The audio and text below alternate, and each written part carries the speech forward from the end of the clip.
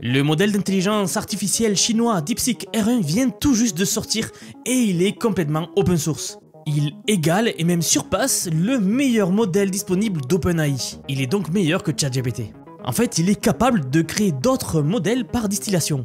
Et on va voir ce que ça veut dire dans un instant. Tout ça, c'est déjà révolutionnaire en soi. Eh bien, n'oubliez pas que c'est open source. Vous pouvez l'utiliser sur votre ordinateur personnel, pour votre entreprise ou même pour créer vos propres modèles à vous. Oui, cette technologie vient tout juste d'être libérée dans la nature. Mais il y a un aspect de ce modèle que les gens négligent. Ce que les chercheurs appellent le moment Eureka. Et vous allez voir que ce n'était pas le moment Eureka pour les chercheurs, mais pour le modèle lui-même. En fait, la version précoce de ce modèle-là a montré à un certain moment un remarquable processus d'auto-évaluation. Et je cite, « Le processus d'auto-évaluation de DeepSeek R1 est une fascinante démonstration de comment l'apprentissage par renforcement peut permettre à un modèle d'améliorer ses capacités de raisonnement de manière totalement autonome. » Ça vient tout juste de sortir et vous devez voir ça. Alors je vous propose de voir ce que l'on sait jusqu'à présent de ce modèle. Le mastodonte chinois prend de la vitesse. Juste avant de commencer, si vous voulez me soutenir, vous pouvez vous abonner, c'est la meilleure façon de le faire. Donc, comme je vous le disais, les nouveautés s'enchaînent. Aujourd'hui, on a R1, DeepSeek et l'entreprise derrière tout ça. Et DeepSeek R1, c'est le modèle d'IA en question. On en a déjà parlé, mais aujourd'hui, il est, disons, déchaîné. Il est complètement open source. Regardez, ce post date de quelques heures à peine au moment où je fais la vidéo. Avec le montage, vous l'aurez certainement demain ou après-demain. Mais quoi qu'il en soit, le post a déjà plus de 2 millions de vues. Et comme ils disent ici, DeepSeek R1 est là, avec des performances équivalentes à OpenAI O1. Vous pouvez y lire que c'est un modèle complètement open source avec un rapport technique sous licence MIT, que vous pouvez distiller et commercialiser librement. Je vais vous montrer à quel point ils sont étonnamment bons dans un instant. Mais regardons juste la fin du post. Ils disent aussi qu'il est disponible via l'API où vous pouvez discuter avec lui et ils nous mettent une URL. Alors je mettrai tous les liens en description bien sûr. Alors regardez ces problèmes de mathématiques ici qui sont des benchmarks de haut niveau et qui sont un excellent indicateur pour ces modèles de raisonnement. Particulièrement parce qu'il est peu probable que la réponse soit dans sa base de données. En gros, il faut vraiment réfléchir ligne par ligne, vous savez, montrer son raisonnement pour arriver à la conclusion. Et en plus, regardez un autre post où ils nous disent que le modèle distillé est open source. Parlons-en rapidement parce que je sais que c'est un concept assez nouveau que certains n'ont peut-être pas encore bien compris. J'en avais parlé à l'occasion d'une vidéo précédente il y a quelques jours. Mais laissez-moi vous rappeler rapidement le concept. En fait, ces modèles-là d'IA sont très grands et très coûteux, un peu difficiles à manier. Ils sont vraiment bons, mais peuvent être très compliqués à faire tourner. Il faut du matériel très puissant. Et puis même avec du matériel puissant, ils sont pas très rapides, puisqu'en fait, ils consomment beaucoup d'énergie. Mais à contrario, ils sont vraiment très intelligents et très efficaces. Eh bien, la distillation, c'est le processus par lequel on va entraîner un petit modèle grâce à un grand modèle. Ces grands modèles-là, les modèles super intelligents ici, ils peuvent servir de modèles enseignants pour créer des modèles élèves, qui eux seraient donc plus petits, entraînés sur des problèmes spécifiques ou des tâches particulières. Et cette idée peut être un peu déroutante, parce qu'il y a tellement de façons différentes d'en parler actuellement. On parle de modèles distillés, et avant on parlait de distillation des connaissances, où l'on utilise un grand modèle pour créer des données synthétiques, avec des résultats, des réflexions et les étapes de raisonnement qui vont avec. En gros, c'est la technique qui sert à créer des modèles plus petits et assez efficaces. Donc vous entendrez peut-être plusieurs termes, mais que vous parliez de modèles professeur-élève, de distillation des connaissances, ou comme ici des modèles distillés, on parle en fait de la même chose. Les termes reviennent dans ce milieu-là. Eh bien, le grand modèle génère du raisonnement, et ce raisonnement de données sert à entraîner l'autre modèle. Et ensuite, donc, ce petit modèle devient très performant sur cette tâche particulière, sans avoir besoin d'être aussi gros ou coûteux que le modèle professeur d'origine. Regardez ça, prenons cette colonne, l'aimer.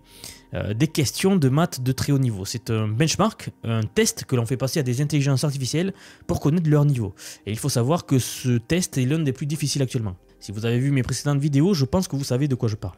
Donc voici un exemple avec l'aimer de 2024. Voilà le problème et voilà ce qu'il faut faire pour arriver à la solution. Comme vous pouvez le voir, ChatGPT 4 et Claude 3.5 obtiennent des petits scores, 16, 9,3. C'est un pourcentage. Ensuite, lorsque l'on bascule à des modèles de raisonnement comme O1 par exemple, là les scores deviennent beaucoup plus intelligents. Et puis, on a les modèles distillés, ceux créés par ce R1. En général, quand on parle d'un modèle de 7 milliards de paramètres, c'est plutôt la gamme basse. C'est comme ça qu'on classifie les modèles d'IA aujourd'hui, c'est en fonction du nombre de leurs paramètres. Il existe plusieurs nombres standards, 7 milliards de paramètres ou 70 milliards de paramètres par exemple. Eh bien sachez qu'un modèle de 7 milliards de paramètres est un tout petit modèle et qui normalement ne réussit pas très bien les tests mathématiques ou de raisonnement. 70 milliards c'est plutôt le milieu de gamme.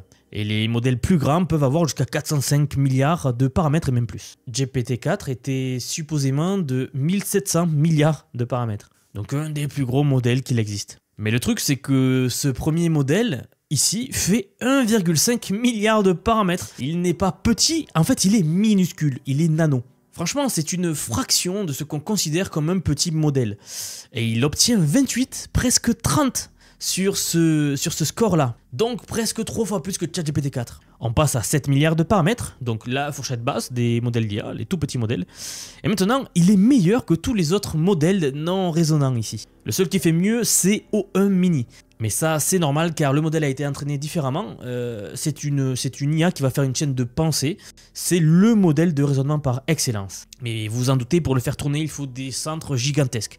On passe au niveau suivant, 14 milliards de paramètres et ça explose les scores. Je ne sais pas si vous le saviez, mais 14 milliards de paramètres, si vous avez une carte graphique chez vous, consommateur, vous pouvez le faire tourner, il n'y a pas de souci. Ensuite, à 32 milliards de paramètres, ils atteignent 72,6%. L'idée, c'est que ce sont des modèles très petits qui excellent dans leurs tâches spécifiques ici. Et en plus, ils sont open source. Non seulement ça, mais vous pouvez créer vos propres modèles comme celui-ci en utilisant R1, donc le modèle de base, qui sera lui aussi open source. Il donne donc le pouvoir à la communauté open source. Et ça c'est franchement passionnant car bientôt je pense que nous allons pouvoir entraîner nos modèles sur nos données personnelles. Alors je veux dire les données de nos entreprises, etc. Voilà, et cette prochaine chose qu'ils disent, il faut lire un peu entre les lignes. Qu'est-ce que vous pensez qu'ils essaient de dire? Ils disent qu'ils repoussent les limites d'OpenAI avec plein d'astérix et de points d'exclamation. À votre avis, mais qu'est-ce qu'ils insinuent? À qui ça s'adresse, à votre avis? Et avant de voir ça, très rapidement, j'aimerais vous parler du nouveau projet que j'ai en ce moment. Comme vous le savez, sur cette chaîne, on analyse toutes les sorties et toutes les nouveautés en rapport avec l'IA. Mon but est avant tout de faire découvrir cette magnifique technologie au plus grand nombre et surtout, et avant tout, d'éveiller les consciences par rapport à l'IA. Comme je vous l'ai déjà dit, je ne sais pas vous, mais moi quand j'en parle autour de moi, les gens n'ont pas vraiment conscience de ce qu'est l'IA. Ils ne se rendent pas compte de l'impact que celle-ci va avoir dans la société. Un impact monumental. Alors je l'ai déjà dit, je ne fais pas de placement de produits sur cette chaîne, je veux la garder la plus authentique possible. Alors c'est pour cela que j'ai créé une formation si vous voulez apprendre à utiliser l'IA dans absolument tous les domaines de votre vie. D'ailleurs, si vous regardez cette vidéo, je pense qu'il y a de très grandes chances que vous utilisiez déjà l'IA, notamment ChatGPT par exemple. Eh bien, si vous voulez pousser beaucoup plus loin votre réflexion et apprendre à utiliser tous les outils de l'IA et savoir comment exactement les appliquer à tous les domaines de votre vie, vous pouvez regarder le lien que je vais vous laisser en commentaire épinglé sous la vidéo. Donc n'hésitez pas à y faire un tour si vous êtes intéressé par le sujet. Je tiens juste à préciser que vous aurez également accès à la communauté Vision IA. J'ai lancé le projet il y a très peu et vous êtes déjà plus d'une centaine à avoir fait l'acquisition de la formation. Ce qui est vraiment bien, c'est que vous venez de beaucoup de domaines différents et j'adore discuter avec vous régulièrement de savoir comment appliquer les outils que vous apprenez dans vos domaines précis. C'est vraiment intéressant. Bref, désolé pour la petite coupure, je ne perds pas plus de temps et je vous rappelle que vous trouverez tous les liens dans la description ou dans les commentaires de la vidéo. Maintenant, on va revenir aux aspects techniques dans un instant, mais je voulais vous montrer quelque chose que j'ai trouvé enfoui dans ce document-là. Ce que j'ai trouvé est assez révélateur et assez surprenant, vous allez voir. Ils appellent le moment haha, donc Eureka si on traduit en français, de DeepSeek R1. Très rapidement, il y a deux modèles dont ils parlent ici. Le DeepSeek R1, celui dont on parle en fait depuis le début de la vidéo, celui qu'on connaît, et DeepSeek R10, qui est le plus intéressant et disons un peu bizarre, vous allez comprendre pourquoi. Donc en fait, le DeepSeek R10, c'est un modèle entraîné par l'apprentissage par renforcement, le RL, à grande échelle. J'avais déjà parlé de cette technique dans une vidéo précédente, qui est une des meilleures façons de rendre un modèle plus intelligent aujourd'hui. Donc c'est comme ça que beaucoup de modèles sont entraînés, par l'apprentissage par renforcement. On a beaucoup entendu parler de l'apprentissage par renforcement humain ou avec feedback humain, le RLHF. Eh bien sachez juste que quand il fait quelque chose de bien, on met un pouce en l'air. Et quand il fait quelque chose de mal, on met un pouce en bas. C'est comme ça qu'on les entraîne. Eh bien, celui-ci est entraîné avec un RL sans ajustement supervisé au préalable. L'ajustement supervisé, ça veut dire que nous, les humains, on fournit des données étiquetées, Par exemple, pour une tâche comme la traduction, on va lui donner des phrases ainsi que leur traduction correcte. Et on donne ces paires de données au modèle en disant la chose par exemple suivante, voilà la bonne réponse, apprends de ça. Donc on le fait en masse, on lui donne plein de phrases avec la phrase originale, la phrase traduite, et on lui dit de s'entraîner avec. Ils disent que ce modèle 0 a été entraîné sans ça, et il démontre des capacités de raisonnement remarquables. Naturellement, plusieurs comportements de raisonnement puissants et intrigants émergent. Cependant, il y a eu plusieurs problèmes, et pour résoudre ces problèmes, ils ont créé DeepSeek R1.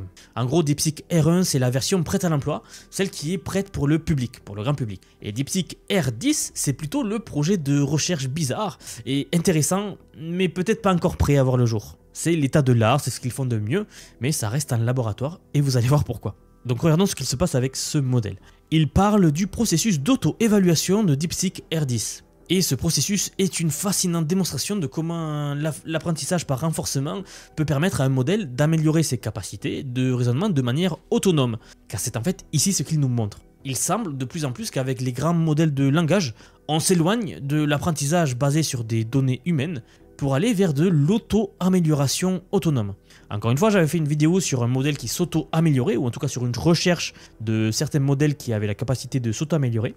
Si vous n'avez pas vu cette vidéo, je vous la laisserai en lien en description, car j'y détaille beaucoup de concepts dont je parle ici. On a vu par exemple avec le modèle AlphaGo de Google DeepMind, eh bien on a vu que quand il est entraîné sur des données humaines, il devient assez bon.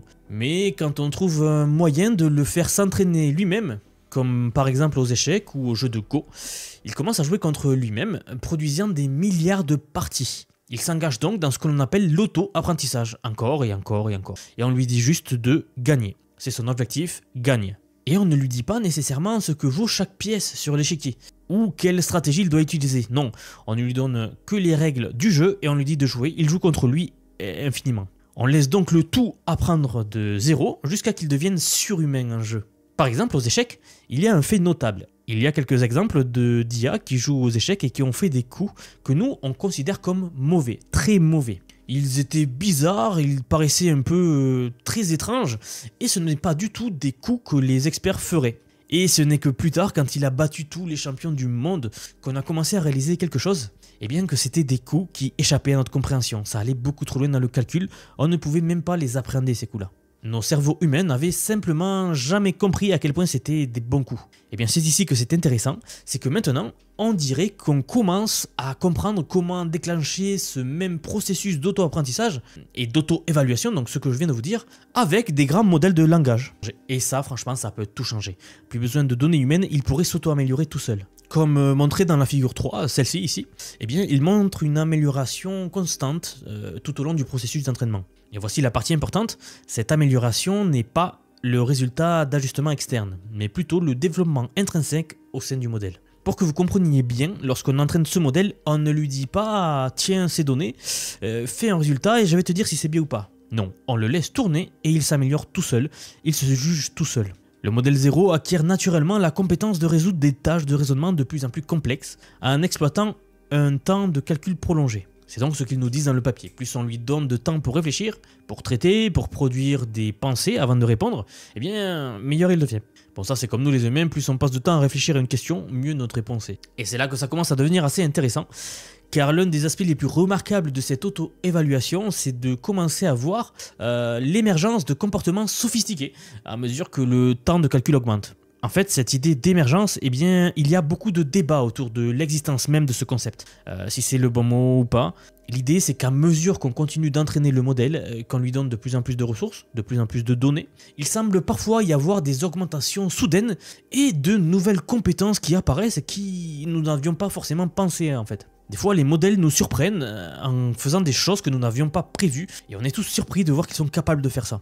Si vous entraînez par exemple un modèle d'image, au début, il ne sort que des choses qui n'ont pas de sens. Mais au fur et à mesure qu'on l'améliore, qu'on lui donne de plus en plus de données, plus de puissance de calcul, tout d'un coup, à un moment donné, on ne sait pas pourquoi, hop, on dirait que de vrais objets apparaissent. Et finalement, il arrive à comprendre les ombres, les sources de lumière, puis l'espace en 3D, et même comment fonctionnent les reflets, l'anatomie, etc. Le docteur Jim Fan de Nina a appelé ça les modèles qui apprennent. Par exemple, comment fonctionne la physique. Selon lui, ils apprennent implicitement.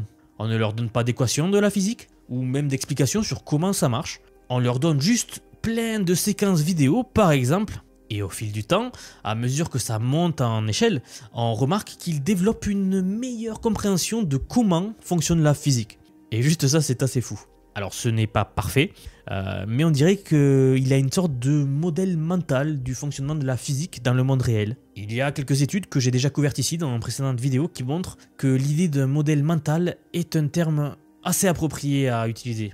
Mais quand les chercheurs de cet article ici parlent de cette émergence de comportements sophistiqués, il est important de comprendre que ce n'est pas quelque chose que nous guidons nécessairement. C'est quelque chose qui émerge naturellement. C'est comme si la conscience et l'intelligence émergeaient naturellement en fonction de la complexité de vos données ou de l'apprentissage que vous faites. C'est même peut-être comme ça que notre conscience à nous est apparue, qui sait. Une petite note à part, je trouve ça fascinant que c'est l'IA qui va peut-être nous en apprendre plus sur notre conscience et sur ce qu'est vraiment la conscience. Mais bon, ça c'est un autre débat. En fait, des comportements continus, comme la réflexion par exemple, où le modèle revient sur ses étapes précédentes et les réévalue lui-même, cette exploration d'approches alternatives pour résoudre des problèmes, eh bien, ils apparaissent spontanément.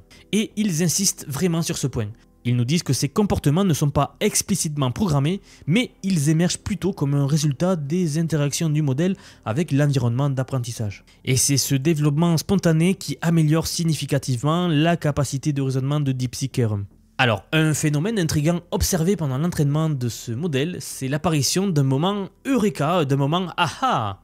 Pendant cette phase, ce modèle 0 apprend à allouer plus de temps de réflexion à un problème en réévaluant son approche initiale, ce qui est un résultat assez inattendu et sophistiqué qui n'était pas prévu. Et d'ailleurs, il y a beaucoup de gens qui sont farouchement opposés à cette idée. Cette idée que l'intelligence est une sorte de propriété émergente. Mais je suis assez curieux, si certains d'entre vous connaissent la réponse à ça, pour ceux qui lisent beaucoup de sciences ou même de science-fiction ou de philosophie, si vous avez réfléchi à cette question, n'hésitez pas à me le dire en commentaire. J'aime bien lire ce genre de réponse. Mais bon, pour autant que je sache, la plupart des livres de science-fiction que j'ai lus parlent de l'intelligence artificielle, des robots, etc. comme quelque chose de méticuleusement conçu par les humains.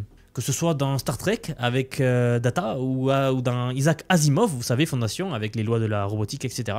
Tout décrit l'intelligence artificielle comme étant conçue par les humains, comme si tout était construit et codé par des humains. En fait, nulle part à ma connaissance, on ne décrit l'intelligence artificielle comme quelque chose qui existe déjà, mais qu'on doit juste faire grandir et cultiver, une propriété émergente de la matière. Quand Ilya Sutskever a dit que ces transformers veulent apprendre, je pense que c'est à ça qu'il faisait référence, je pense. C'est un sacré visionnaire. Et aussi, quand Sam Altman a dit que l'intelligence pourrait être une loi émergente de la physique, eh bien ma question est la suivante. Y a-t-il un livre ou un film de science-fiction qui l'avait prédit, qui avait pointé cette piste de réflexion? Bref, dites-le moi dans les commentaires car j'ai beau réfléchir, aucun ne me parle. Bref, il continue ici en disant que le moment aha, donc le moment Eureka pour les chercheurs, en voyant ça, était celui-ci. Que cela a souligné la puissance et la beauté de l'apprentissage par renforcement. Plutôt que d'enseigner explicitement au modèle comment résoudre un problème, nous lui avons simplement fourni les bonnes incitations. Et il a développé de manière autonome des stratégies avancées de résolution de problèmes. Et c'est un puissant rappel du potentiel de l'apprentissage par renforcement pour débloquer de nouveaux niveaux d'intelligence dans les systèmes artificiels, ouvrant donc la voie à des modèles plus autonomes et plus adaptatifs, j'ai envie de dire, dans le futur. En fait, la raison pour laquelle c'est un si gros événement, je pense, c'est que maintenant, on voit cette idée reprise non seulement par les entreprises d'IA de la Silicon Valley, mais aussi par des entreprises chinoises. Différents endroits, différentes cultures, différents organes de gouvernance autour d'eux, différents systèmes politiques donc, différentes motivations, et pourtant, ils disent tous la même chose, que ces choses veulent juste apprendre. Il y a un apprentissage implicite qui se produit. Et si on met en place le bon environnement, il y a cette intelligence émergente, ces compétences émergentes, cette capacité émergente. Très intéressant à voir tout cela. DeepSeek-R10, c'est le modèle bizarre qui va probablement être très intéressant pour les chercheurs à observer et à étudier même. Ils vont certainement faire plus de choses dans cette direction, mais on ne va probablement pas voir de produits sortir de sitôt, ou en tout cas avant qu'il n'y ait plus d'exploration scientifique à ce sujet. Et une autre chose qui ressort de ce modèle, c'est qu'il est plutôt humain dans certains de ses raisonnements. Comme ils le disent ici, le modèle apprend à repenser en utilisant un ton anthropomorphique, donc un langage humain, une attitude humaine. Il passe par ces étapes de raisonnement et du genre « Attends, c'est un moment aha que je peux signaler ici ». En gros, le modèle a eu un petit moment de Eureka, comme vous le voyez. Je suis assez curieux de savoir est-ce que ça vous fait peur ou au contraire, est-ce que ça vous motive à voir la suite? Car je pense que ce genre de choses peut faire peur à certaines. Beaucoup de gens étaient très prudents, très méfiants concernant la sortie de certains de ces modèles open source. En partie parce qu'ils ne voulaient pas que la Chine mette la main dessus ou puisse les produire. Maintenant, nous sommes début 2025 et les choses semblent assez différentes. Les modèles open source sont aussi bons que les meilleurs modèles disponibles aujourd'hui, les plus avancés des entreprises IA. Et c'est la Chine qui l'a sorti et l'a rendu open source le premier. Et je vais être honnête, je ne l'ai pas vu venir. Alors dites-moi ce que vous en pensez. Déjà, que pensez-vous de ce moment Eureka qu'a eu le modèle lors de son raisonnement? Et que pensez-vous de l'auto-évaluation? Et que pensez-vous de l'IA open source en général? Si tous les modèles open source, l'infrastructure et la recherche, si tout ça est disponible pour le monde entier, alors c'est bien sûr un peu plus difficile de tout contrôler, de s'assurer qu'on est celui qui contrôle, qu'on a de l'influence sur la direction du développement de l'IA. Donc franchement, c'est une question qui mérite d'être posée, je n'ai pas la réponse, ou du moins je n'ai pas d'avis tranché là-dessus. Quoi qu'il en soit, merci beaucoup d'avoir regardé la vidéo. Si vous n'êtes pas abonné, je vous invite à vous abonner, c'est la meilleure façon de me soutenir et surtout pour vous, de suivre ce genre de vidéos car je publie une vidéo par jour sur les actualités technologiques et IA. Et je vous rappelle également que vous trouverez tous les liens de la description si vous voulez apprendre l'IA en description ou en commentaire épinglé sous la vidéo. Merci et à demain.